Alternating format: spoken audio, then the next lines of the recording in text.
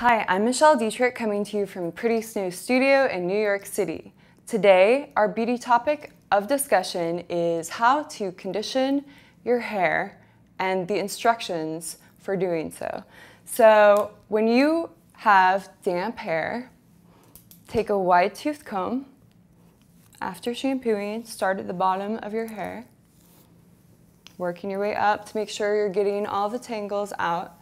And where you see that you do have some tangles, you're gonna apply conditioner, your favorite conditioner, which will be varying depending on your hair type. My favorite is the Oribe. Apply a small amount, you can always add more. And then you're gonna massage it into your ends, your scalp. Really work it into all the strands of your hair. Give it another nice wide tooth comb brush.